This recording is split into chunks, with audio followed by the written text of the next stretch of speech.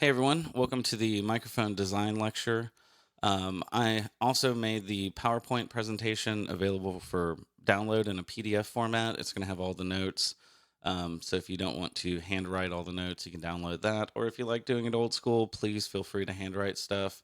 I'm going to give a lot of extra information in this lecture, just because microphone design is it's very important. I don't expect y'all to know everything. This is audio one class, audio two, maybe. See, if you get me as a teacher, we will definitely delve further into this. This is going to come in handy for the next Canvas module. The next module is going to be microphone placement, which will be pretty cool. I'll have the Pro Tools session. I'll be able to put in superimpose screenshots over the top of it so we can see mic placement and things like that. And we will definitely be incorporating some of the microphone design aspects of it into it. For selecting microphones. But please, when you do this module, listen to the lecture, download the PDF notes before you take the quiz, because anything on the quiz is going to be written on the PDF notes and also on the PowerPoint presentation. Anyways, let's go ahead and get started. A microphone is what we call a transducer. Transducer basically means it takes one form of energy and changes it into another. In our case, we're taking sound pressure waves and turning it into an electrical signal. So as you know, the sound pressure wave, as it pushes, it goes positive. As it pulls back, it goes negative, and that's what correlates to our electrical signal. That's how we make it. Microphones work, basically. There's a variety of means to do this, and we're going to go over just a couple. It's going to be the two main ones that you see. It's going to be dynamic microphones and condenser microphones. There are all kinds of other mics. There are carbon mics. There's piezoelectric mics. There are laser microphones. It gets kind of crazy because anything that vibrates, you can basically transfer that vibration into an electrical signal, which means that you can record sound with it. So the laser mics are a pretty interesting thing because you can literally point it at any large plane that vibrates. So supposedly that's how the CIA spies on you these days. I don't know if that was good for class, but hey, the more you know, the more you know. So getting into it, dynamic microphones. Dynamic microphones work by electromagnetic induction.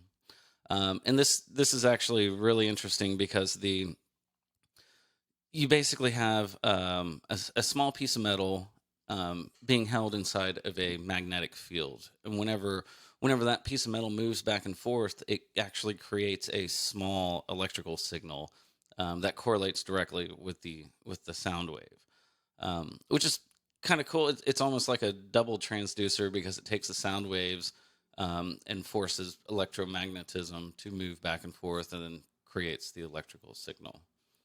So dynamic mics, they come in two main forms. So you'll have the moving coil and ribbon. Moving coil is like an SM57, SM58. A moving coil is, if you know anything about speakers, it is literally a speaker wired in reverse. So when you look at a speaker, the front part of the speaker, I guess the speaker cone, would be the diaphragm of the microphone, and it pushes on a coil inside a magnetic field.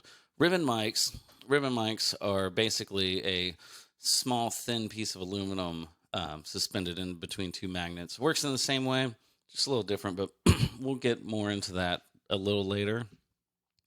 Condenser microphones work off of basically charging two plates, and the plates sit really close to each other.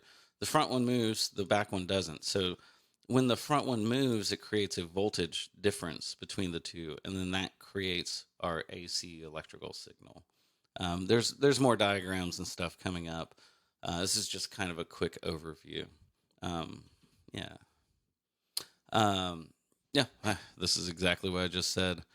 The voltage difference is what makes the actual AC signal, and we'll go into that a little more. Generally speaking, Condenser mics are either large diaphragm or small diaphragm. They also have like a medium diaphragm. Large diaphragm is considered 3/4 of an inch and above. Small diaphragm is 3/4 of an inch or below. Normally they're about 1/2 inch.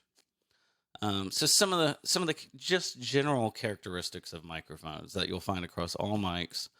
The first one being the polar pattern, and that is basically which direction is the microphone most sensitive to, whether that be in the front, whether that be all around, or front and back. There's a large variety of polar patterns. The other big microphone characteristic is the frequency response. Um, Dynamic mics, in particular, um, sometimes have crazy frequency responses, and it works for some things, doesn't work for others. We'll get further along into that. But whenever you're actually looking at purchasing a microphone or using a microphone, these are the two main things you're looking at. You're looking at what the pickup pattern is. So if I just need to pick stuff up in front or maybe reject stuff from the rear, picking the right polar pattern matters. And the frequency response, if you want a very flat frequency response, if you want something hyped in the high end or hyped in the low end, there's different microphones to give you all these characteristics. It's basically, we're getting into the sonic palette. In the next Canvas module, the actual microphone placement, you'll be able to see that in action. So the first pickup pattern we're going to talk about is going to be what we call omnidirectional. This means it picks up front and back completely the same. So it doesn't matter where you are around the mic, it's going to pick you up at the same volume. There's no what we call a null. A null is basically it starts rejecting it. So this is omnidirectional. The next one is cardioid. Everybody's probably familiar with this one. If you look, cardioid, it has a null in the rear of it. So if you look at the little bubble thing, you see it's not extending all the way to the back like the omnidirectional one. So it's actually rejecting audio that comes into the rear, which is really handy for specific mic placement. If you're miking a snare and you don't want hi-hat bleed, well, you put the null where it doesn't pick up, pointing towards the hi-hat, and where you do want to pick up, pointing towards it. The next one is supercardioid. Now, there's a couple of these. There's supercardioid, hypercardioid, and I think there's even another one. The bubble plot. Bubble plot. Let me use a professional term. The polar plot. The polar plot. It's because there's bubbles right here. But the polar plot, it shows it picking up from the rear. So you might think, hey, I'm going to pick up some sound in the rear. Also with this, that's not really the case. If you look at the actual circle plot on the right hand side, you'll notice that the rear bubble does not extend all the way. So it is less sensitive to the rears, but it's not a complete null. But what you get with this is you get a tighter forward pattern, with a little bit of compromise where you pick up a tiny amount on the rear. In practical purposes, it doesn't pick up as much in the back as this plot would show you. And if you actually look at the polar plot, you can see it going from the top where it says front, it says 0, -5, -10, -15. That's the actual decibel reduction. So you can see in the back, it's about 15 dB down or 12 or something. So that's an order of magnitude down. Basically, this is a tighter front pickup pattern. The last one is what we call figure of 8. This will pick up basically two kind of sharp cardioid patterns, you can kind of say, one to the front, one to the rear. These kind of give you the bonus of cardioid, but also picking up some room, but without picking up everything. So you can still put stuff in the sides for null. It's pretty interesting. We'll probably do a little bit with figure of 8, but we'll go ahead and keep going. So each microphone, when you get it or use it, you'll get a polar pattern and you'll get a frequency response chart. And the frequency response chart is just so you can kind of have eyes on things and know what's going on. This is the chart for an SM58. So you can see right around 2K, it starts coming up, bringing up a presence. What was that 2, 3, 1, 2, 3, 4, 5, 6? So it kind of peaks at 5.5K before it dips and comes back up. Um, this is something to keep in mind. So if you're, say, miking a guitar amp and the top end sounds too sizzly, you may not want to use an SM58. You may want to pick a different mic with a flatter frequency response. The charts are cool. They're cool to look at and stuff. They don't really, when you actually get in there and start using them, there's other characteristics, just tone characteristics, um, that the frequency response chart doesn't show. So don't just go by that. But it is an interesting way, just to kind of verify what your ears are hearing. There are some other very important microphone characteristics. Maximum SPL handling, sound pressure level. In other words, the maximum amount of sound pressure that a microphone can handle. There are some microphones that you could, put up right next to a kick drum, and it can take the beating, it can take the levels. There's other mics that you'll put up there, and if the level's too loud, it'll start distorting. And there are even some microphones, if you put it in front of too loud of a source, it'll break the microphone. So that one, the SPL handling is very important to keep in mind. The next one is input impedance. And I put this on here, hopefully in audio 2, 3, 4, you get a little bit more into microphone impedance, because microphones, with their amplifiers, they react. And an impedance, what impedance basically means is it's the AC resistance.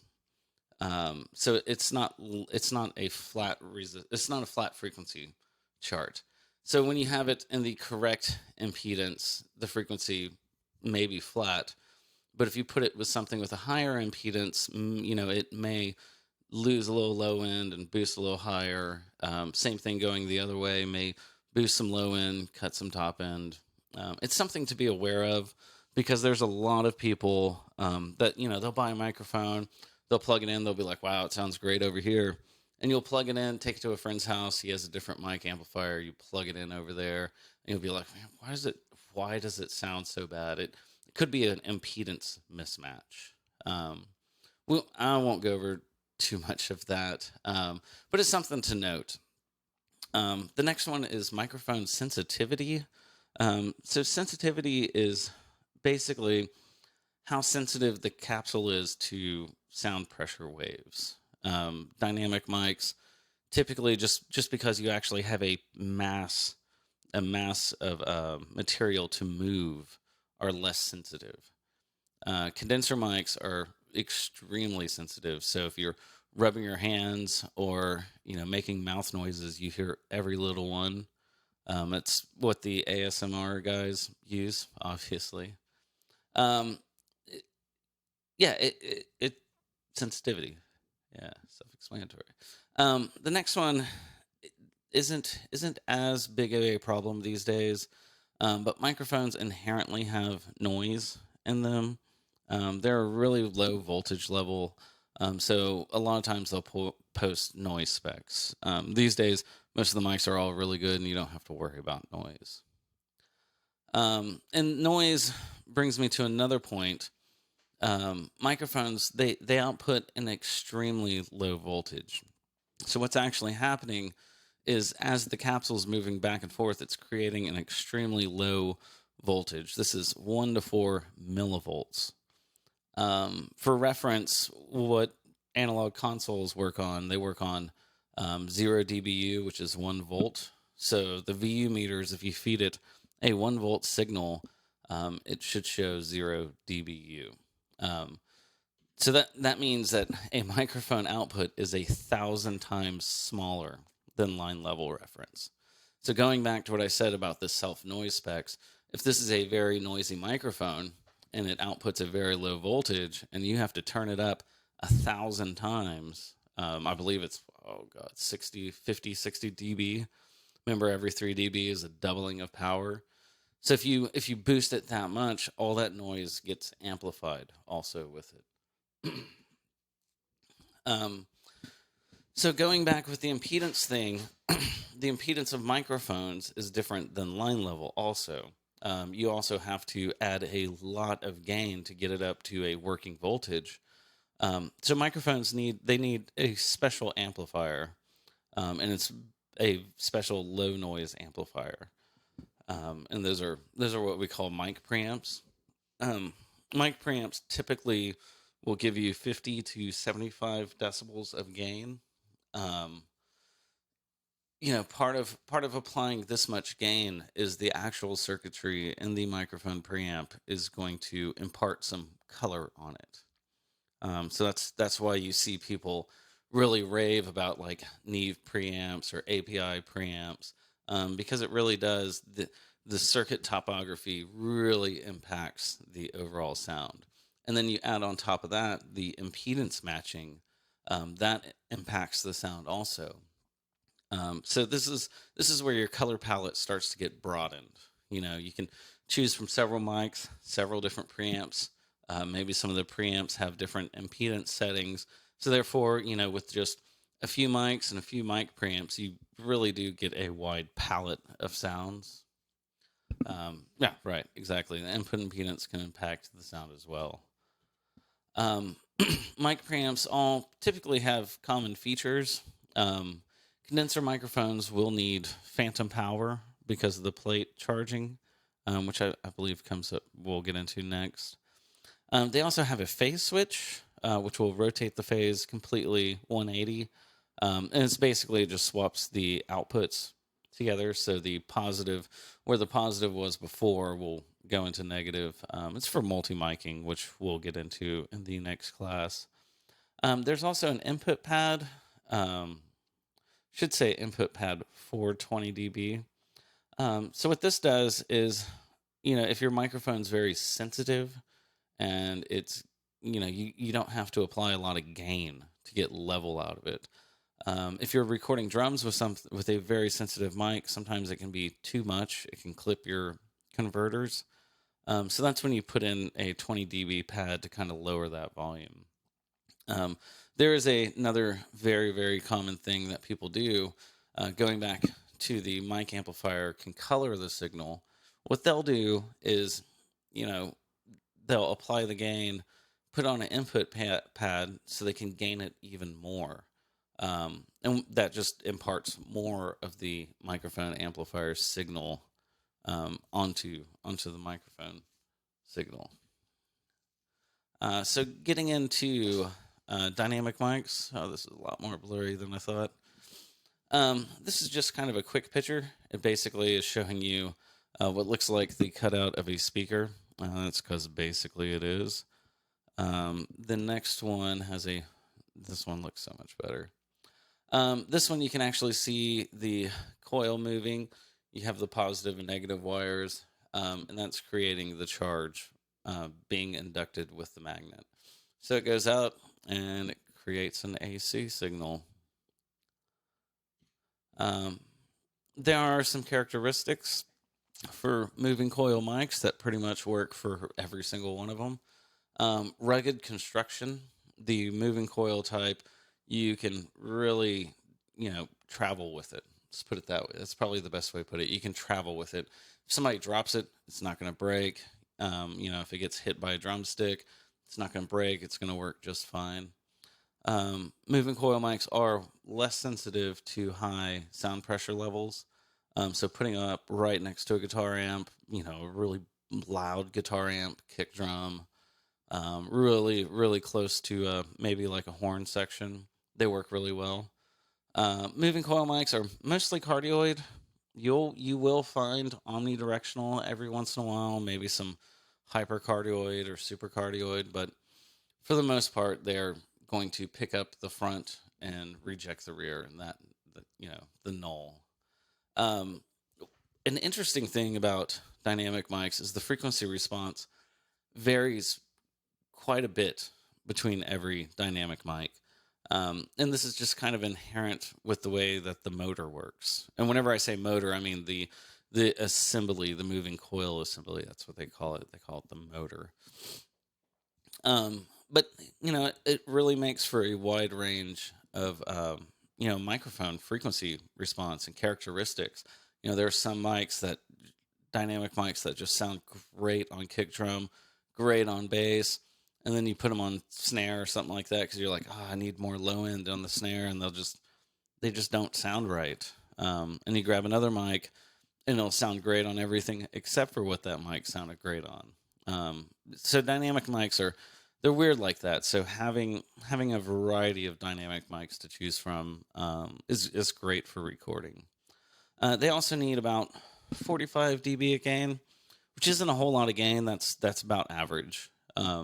Practically any microphone preamp should be able to deliver that. So we'll go ahead and move on to ribbon mics. So ribbon mics, same ideas. Moving coil dynamic mics. You have a magnet and a piece of metal suspended between the two.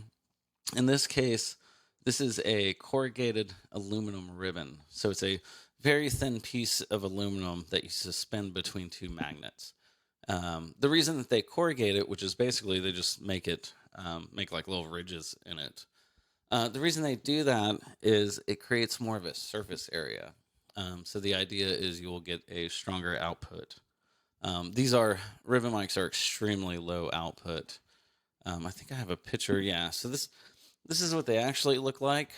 You can see the two pieces of magnet off to the sides with the ribbon suspended between them.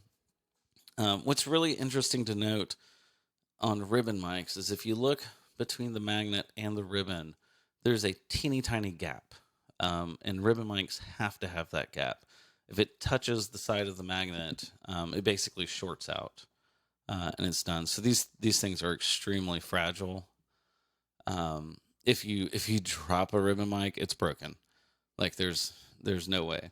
Another weird thing about it I didn't put on here is when you store the ribbon mics, you have to store them with the ribbon up and down, and that's to create sag or to prevent sag. If I go back. So if you laid this on its side to store it, eventually the ribbon will start sagging, and eventually it'll touch the magnetic pole, and it'll stop working or it'll sound really, really bad. Some ribbon mics are kind of finicky. They have extremely low output. You need a ton of gain to get it, at least 65 dB. A lot of ribbon mics will even take 70 dB. It also does not handle high sound pressure waves. Obviously, it is a tiny piece of corrugated aluminum suspended really close between two magnets. So if you have like a trumpet player or something like that, and you have it right on the horn, and they blow and it vibrates it too much, or a puff of wind gets in there, it could really damage the aluminum in the middle. An interesting note, ribbon mics are almost always figure of 8, and that goes back to when you look at the mic, there's a front and a back.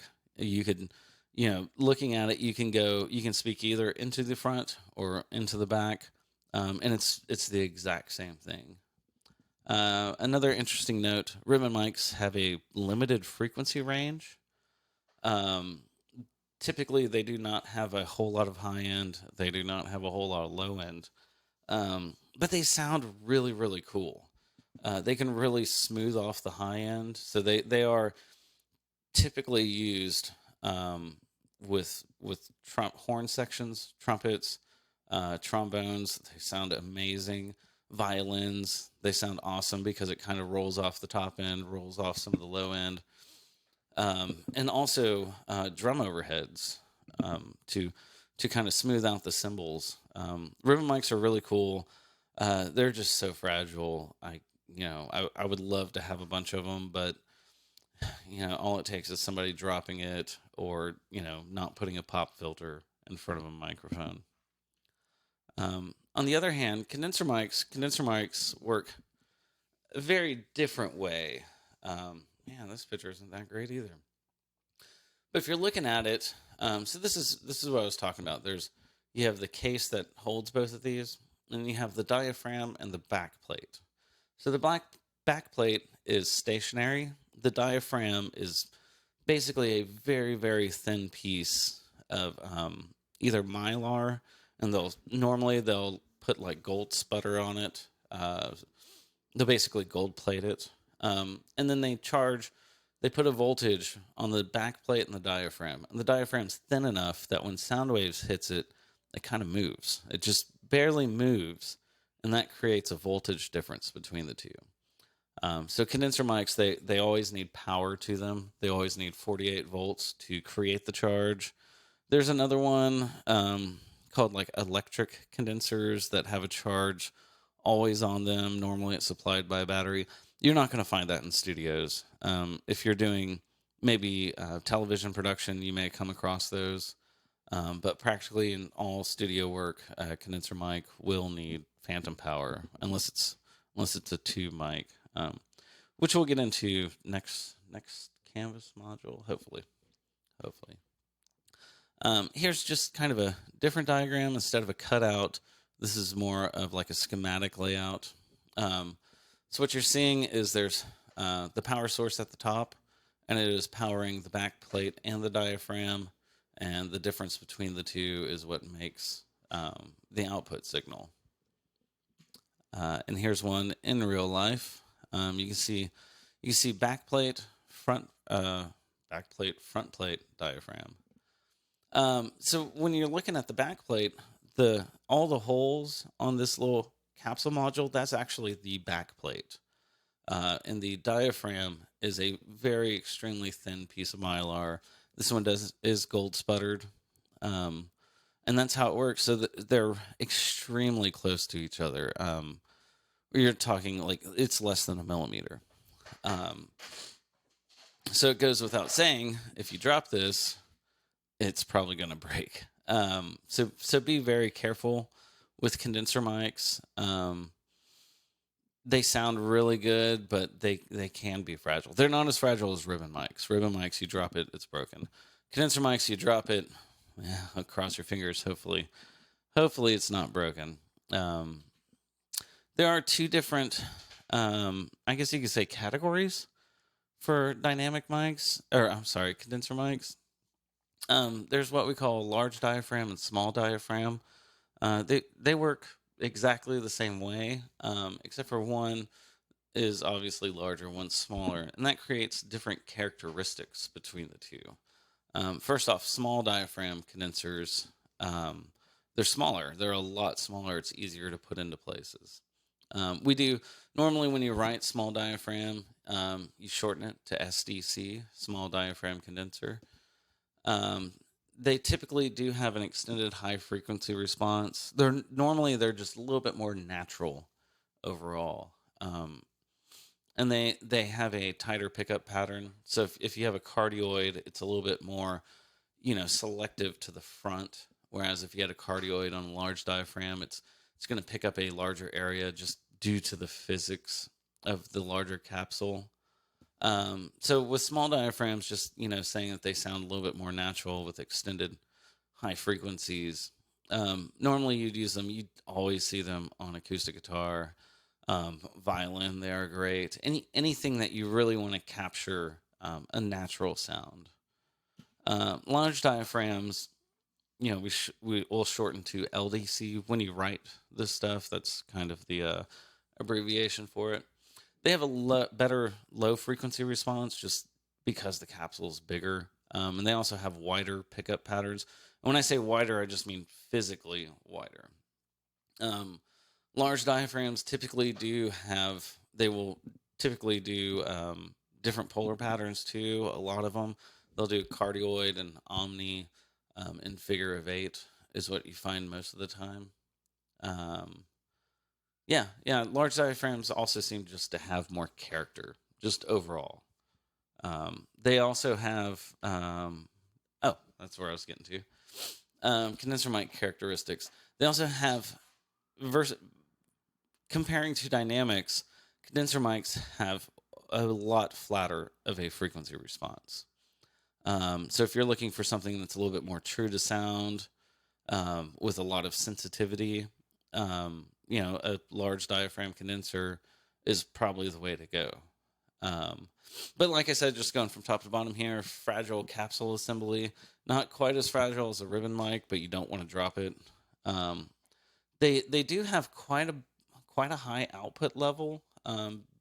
Just because the way that the phantom power works on it, it kind of boosts the output signal some. So you don't need a whole lot of gain for these things to work really, which can come in handy, if you only have a couple mic amps. Um, yeah. What else? I think that's it. Oh, look at that! Click to exit presentation. So, anyways, I tried to keep this one short, just kind of concise and to the point. Please let me know if you guys have any questions. Go download the PDF of the PowerPoint presentation, and let me know if you guys have any questions. Thanks.